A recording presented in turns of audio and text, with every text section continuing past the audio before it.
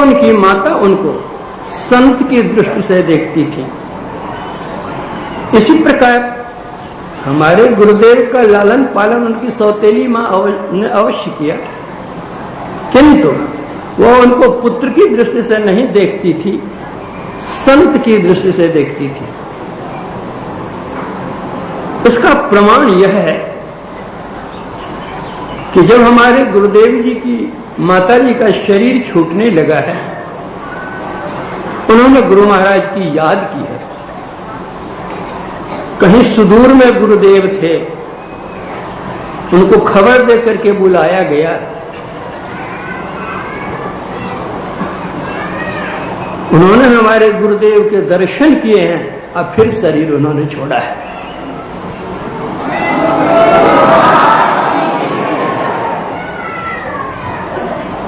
भगवान बुद्ध बालपन से ही विरागी थे, किंतु उनके पिताजी ने उनका विवाह करा दिया, जिससे उनको एक पुत्र भी हुआ। फिर भी अनासक्त भाव से रहते थे। हमारे गुरुदेव के लिए भी सामने आई, लेकिन उन्होंने विवाह किया नहीं। जीवन भर बाल ब्रह्मचारी रह करके उन्होंने अपना जीवन पूरा किया। भगवान बुद्ध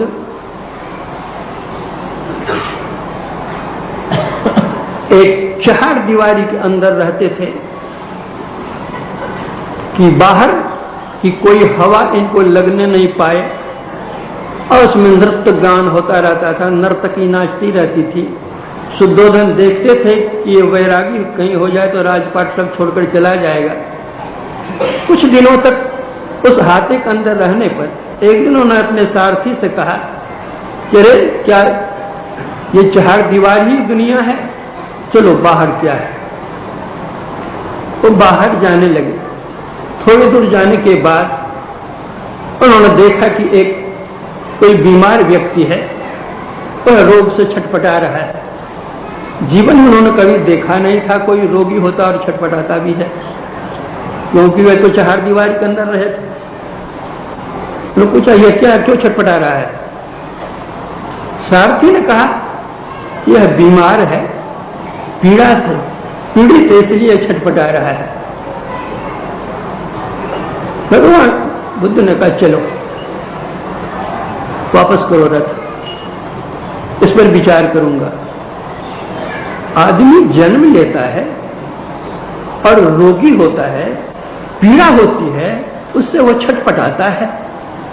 मैंने भी जन्म लिया है, मैं भी रोऊंगा, रोगी होऊंगा, मैं भी छटपटाऊंगा दुख से। चलो इस पर सोचूंगा। सारथी ने कहा नहीं नहीं, वो तो साधारण आदमी है, इसलिए उसको पीड़ा होती है, दुख होता है। आप तो राजपुत्र, आपको कौन सी का दुख? करना विचार करूंगा। कुछ दिन तक इसी विचार में वे मग्न रहे। कुछ दिनों के बाद फिर उन्होंने कहा चलो बाहर देखें क्या है। फिर वे निकलते हैं तो देखते हैं कि एक वृद्ध है, लाठी टेक करके झुक करके चलते हैं, पैर रखना चाहते हैं, कहीं पैर रहता है, कहीं लाठी टेकते हैं, कहीं लाठी जाती है, कहीं कुबड़ होकर के चल रहे हैं। पूछते ये क्या है जी? क्या ये बूढ़े हो गए हैं,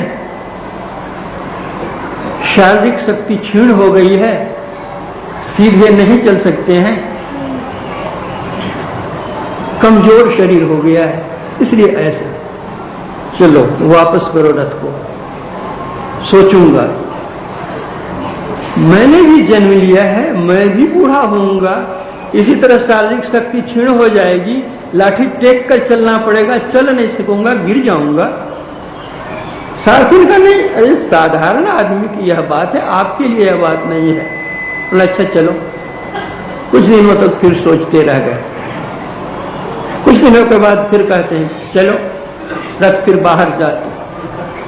फिर देखते हैं कि एक लाश है, तो कंधे पर लेकर चले जा रहे हैं, और राम नाम सत्य है, यही सब का गत है, कहते सुनते चले थे। भगवान ने बुद्ध पूछ रहे ये क्या है, कंधे पर क्या है? कहा कि आदमी मर गया है, उसको स्मशान घाट ले जाता है, अंत्येष्टि क्रिया करने के लिए उनके परिवार के लोग सब इसीलिए रो रहे हैं। मैंने भी जन्म लिया है, मैं भी बूढ़ा होऊंगा, मैं भी बीमार होऊंगा, मैं भी मरूंगा। चलो इस पर सोचूंगा कि अमरत्व कैसे लाभ होगा, कि जन्म नहीं लो, बीमार नहीं हो, मरूं नहीं। सार्थिन का नहीं, आप कैसे मरेंगे, आपके लिए तो सारी व्यवस्था है। जो जन्म लेता है वो मरेगा, मैंने भी जन्म लिया है, मैं भी मरूंगा। चलो सोचने लगे। सोचते सोचते इतनी विरक्ति आ गई उनको कि नवजात शिशु और उतनी सुंदरी पत्नी को छोड़कर निकल गए। भगवान बुद्ध को 3 झटके लगे और जो वैराग्य की अग्नि धीरे धीरे प्रज्वलित हो रही थी, एक बार लहलहा उठी और राजपाट छोड़ करके वैरागी हो गए।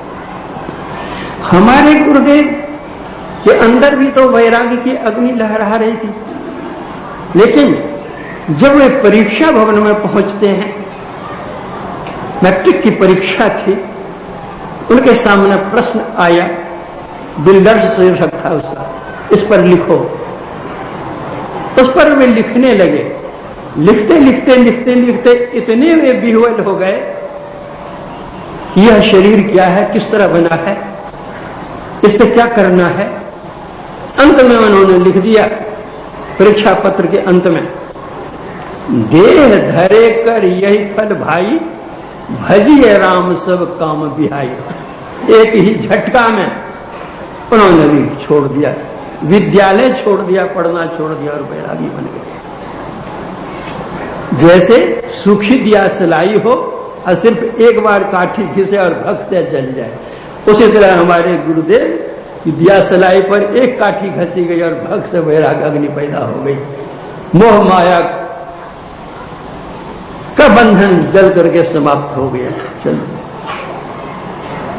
भगवान बुद्ध का पूर्व नाम सिद्धार्थ था।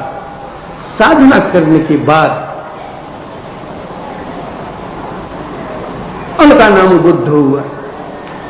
हमारे गुरुदेव का पूर्व नाम रामानुग्रह लाल था और उनके चाचा ने उनका नाम उनकी बुद्धि देख करके मेही दास रखा, और वास्तव में ये मेही मार गया। सुनो सकल देख कान, वास्तव में उनकी बुद्धि में ही, साधना में ही ईश्वर के पाने का रास्ता जो है वह भी में ही।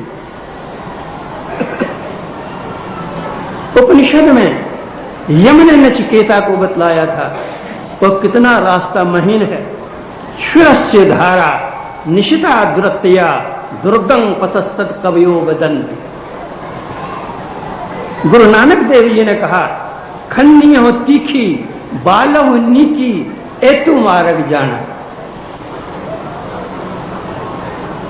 संत कबीर साहब कहते हैं, भक्ति का मार्ग झीना रे, महीन रास्ता है, सूक्ष्म रास्ता है। हमारे गुरुदेव कहते हैं, मैं ही बाट को, मैं ही हो सो जान। सूक्ष्म मार्ग को इस स्थूल दृष्टि से देख सकते, स्थूल शरीर उस पर चल नहीं सकता, इसमें पर भगवान बुद्ध ने 6 वर्षों तक कठोर तपस्या की, और कठोर तपस्या करने के बाद वे इस निष्कर्ष पर पहुंचे, इस तरह की कठोर तपस्या से आत्मलाभ नहीं होगा, शांति नहीं मिलेगी।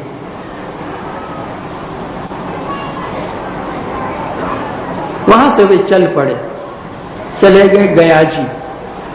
वहां एक बट वृक्ष के नीचे बैठ करके सोचने लग गए। सोचते सोचते ध्यान मग्न हो गए। ध्यान के पहले उनको तंद्रा जैसी आई। उस तंद्रा में उन्होंने देखा कि इंद्र भगवान आए हुए हैं। उनके हाथ में तान पूरा है, उसके 3 तार हैं। वह बाज बजाता है तो एक तार बहुत ढीला था, घड़र घड़र की आवाज होती थी। दूसरा ताल बहुत कसा हुआ था, ठस आवाज आती थी। तीसरा तार का संतुलन ठीक था, कसा हुआ, उसकी आवाज मीठी आती थी। भगवान बुद्ध ने सोचा कि संसार के लोगों का तार बहुत ढीला है और मैंने अपने तार को बहुत कसा है, इसलिए न तो सांसारिक लोगों को शांति मिलती है और न मुझे शांति मिली। बीच का जो